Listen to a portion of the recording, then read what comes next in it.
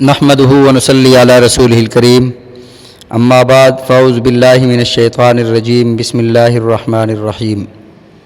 محترم ناظرین، السلام علیکم ورحمۃ اللہ وبرکاتہ۔ اللہ رب العزت نے جہاں پر مسلمانوں کو نماز کا حکم ارشاد فرمایا، روزے کا حکم ارشاد فرمایا، حج کا حکم ارشاد فرمایا، تو وہاں پر اللہ رب العزت نے یہ بھی ارشاد فرمایا آتوا الزکوٰۃ، زکوٰۃ دو۔ زکوٰۃ کتنی دینی ہے؟ اپنے مال میں سے کتنا مال اللہ کی راہ میں دینا ہے، تو نبی علیہ الصلوۃ والسلام نے اس کی تعیین فرما دی۔ لیکن پہلے ہم یہ جاننا چاہیں گے کہ اگر کوئی بندہ زکوٰۃ ادا نہیں کرتا تو اس کے لیے کیا وبال اور کیا وعیدیں ہیں۔ قرآن پاک میں آیت ہے سورہ توبہ میں، اللہ رب العزت نے ارشاد فرمایا والذین یکنزون الذهب والفضة ولا ينفقونها فی سبیل اللہ فبشرہم بعذاب علیم۔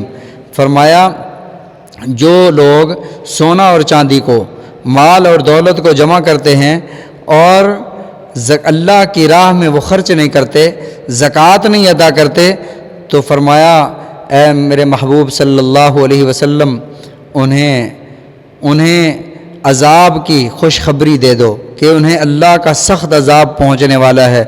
پھر اس کے بعد اللہ رب العزت نے ارشاد فرمایا کہ جب یہ بندہ اس دنیا کو چھوڑ کر اللہ کی بارگاہ میں جائے گا، جب یہ قبر میں جائے گا تو وہاں پر یہی خزانہ پگھلا کر اس کے پہلوؤں کو، اس کی پیشانی کو، اس کی پیٹھ کو داغا جائے گا اور کہا جائے گا ھذا ما کنزتم لانفسکم فذوقوا ما کنتم تکنزون۔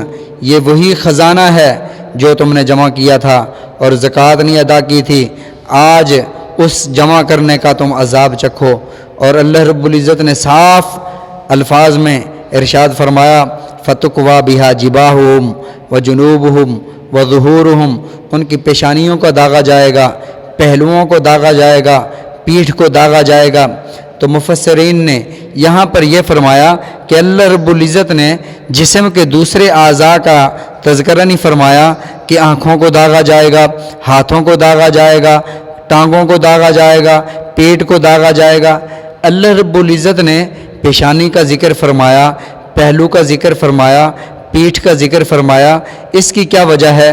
تو فرمایا مفسرین فرماتے ہیں اس کی وجہ یہ ہے کہ جب ایک سائل کسی کے پاس آتا ہے زکوٰۃ لینے کے لیے اور اگر وہ زکوٰۃ نہیں دینا چاہتا تو سب سے پہلے اس کی پیشانی کے اوپر بل پڑتے ہیں، اور ناگوار گزرتا ہے تو اس وجہ سے اس کی پیشانی کو داغا جائے گا۔ پھر کبھی ادھر منہ کر لیتا ہے، کبھی اس طرف منہ کر لیتا ہے، اپنے پہلو بدلتا ہے تو اس وجہ سے پہلوؤں کو داغا جائے گا۔ پھر اس کے بعد پیٹھ پھیر کر چل پڑتا ہے، اس کی بات ہی نہیں سنتا اور اپنی زکوٰۃ ادا نہیں کرتا تو فرمایا اس کی پیٹھ کو داغا جائے گا۔ یہ تو اللہ رب العزت نے قرآن پاک میں ارشاد فرمایا۔ نبی علیہ الصلوۃ والسلام نے ارشاد فرمایا یہ مال قبر میں بہت بڑا اژدہا بن کر اژدہے کی صورت میں اسے آ کر ڈسے گا، اور یہ اژدہا جب اسے ڈسے گا اور اسے ڈنگ مارے گا تو فرمایا کہ یہ شخص 70 ہاتھ زمین میں دھنس جائے گا، اور یہ اژدہا اس بندے کو مخاطب کر کے کہے گا میں ہی تیرا مال ہوں جو تو نے جمع کیا تھا اور اللہ کی راہ میں نہ دیا تھا، میں وہی تیرا مال ہوں، اللہ نے مجھے تجھ پر مسلط فرمایا ہے۔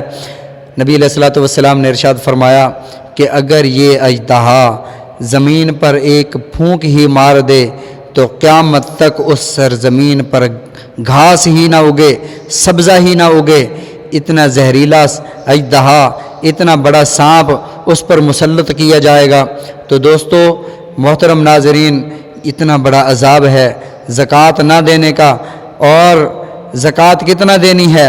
اللہ رب العزت نے یہ ارشاد فرمایا کہ نبی علیہ الصلوۃ والسلام نے اس کی تفصیل ارشاد فرمائی کہ اگر آپ کے پاس پیسے ہیں تو 100 میں سے صرف 2.5 روپے آپ کے ہیں، 40واں حصہ اللہ کی راہ میں زکوٰۃ ادا کرنی ہے۔ اور زکوٰۃ کا معنی جو ہے یہی ہے کہ اپنے مال کو پاک کرنا، اپنے مال کو بڑھانا۔ جب انسان اپنے مال سے غریبوں کا حق نکال کر مستحق لوگوں کو دے دیتا ہے تو اس کا مال پاک اور صاف ہو جاتا ہے، اللہ رب العزت برکتیں عطا فرماتے ہیں۔ اور جو شخص زکوٰۃ ادا نہیں کرتا سارا سال مصائب میں، سارا سال مسائل میں وہ گھرا رہتا ہے۔ اللہ رب العزت ہم سب کو اس فریضے کو ادا کرنے کی توفیق عطا فرمائے۔ اللہ رب العزت ہم سب کو نبی علیہ الصلوۃ والسلام کے فرامین سمجھنے کی، عمل کرنے کی توفیق عطا فرمائے۔ اللہ تعالی ہم سب کا حامی و ناصر ہو۔ والسلام علیکم ورحمۃ اللہ وبرکاتہ۔